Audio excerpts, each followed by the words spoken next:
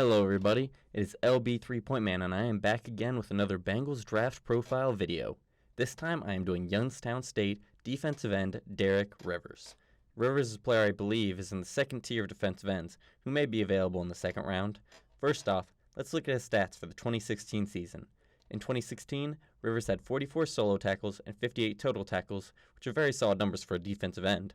He had 19.5 tackles for loss and 14 sacks, showing that he is a very disruptive force for Youngstown State in 2016.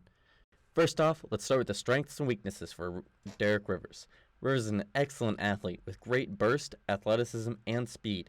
He's an elite athlete for the defensive end position and should be a challenge for any opposing offensive tackle to wrap up. He can use his speed and burst to quickly get off the line and threaten the edge. If he had some more inside counter moves, he could be extremely difficult for offensive tackles to stop on a per-snap basis. Derek Rivers is a very productive defensive end at Youngstown State. He was able to dominate his level of competition and look like a man among boys on the field, which is exactly what you should expect of a player playing against such a low level of competition when he's trying to make the transition into the NFL.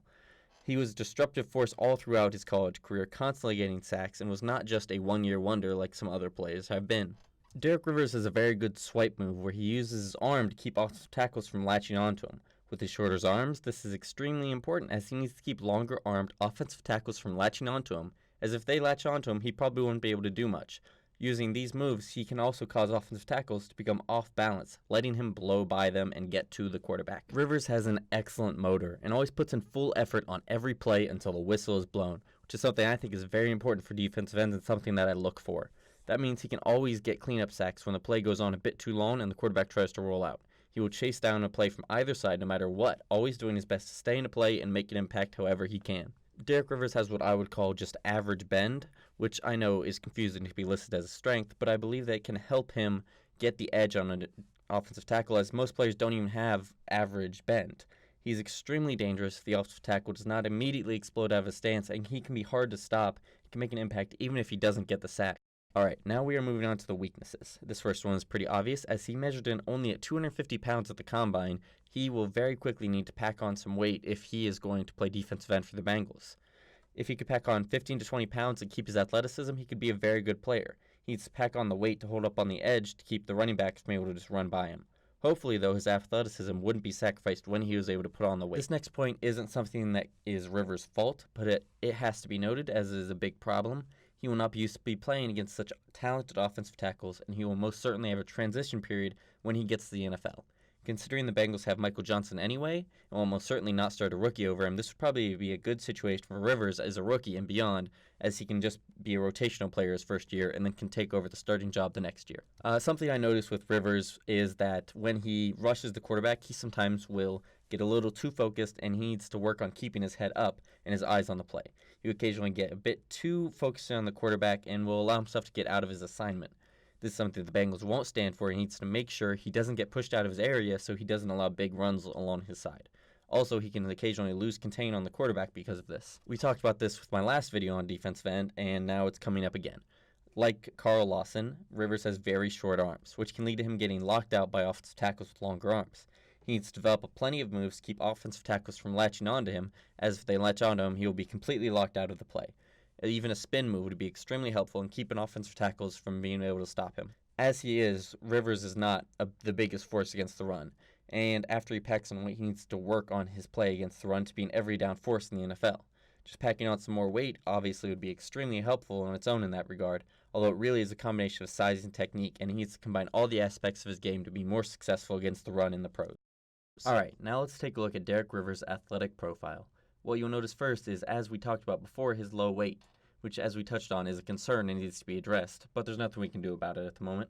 However, there are a lot of positives out of this chart because as we can see, Rivers is an explosive elite athlete, which we talked about earlier. He had an extremely good 40-yard dash time at 4.61 seconds, which I don't believe 40-yard dash time is a big factor for defensive ends, but that is still extremely impressive. More impressive, however, was his 6.94 in the three-cone drill, which shows excellent agility and is an extremely important factor in a pass rusher's success. We talked about his arm length here before, but now it is visualized here. As you can see, he tests out only in the 18th percentile in arm length, which is not very good. Last but not least, I urge everyone to take a look at his broad and vertical jumps. His results are very good in each, showing the tremendous amount of explosive power he has in his lower body, which pertains well to his pass rush ability. Alright everybody, as we get to the end of the video here, let's get started with the tape. This tape session won't be as long as others, as I believe the points I want to make can be made in a shorter time than usual.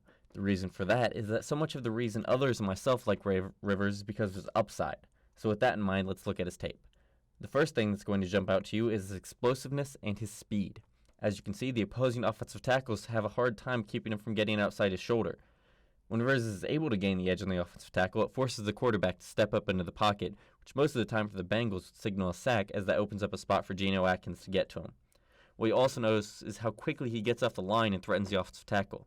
He is a much quicker threat than anyone the Bengals currently have, and could help slow down quick rhythm passers that the Bengals face and have issues with. Alright everybody, that about wraps this up. All that's left to do is the player comparison, and then we are out of here.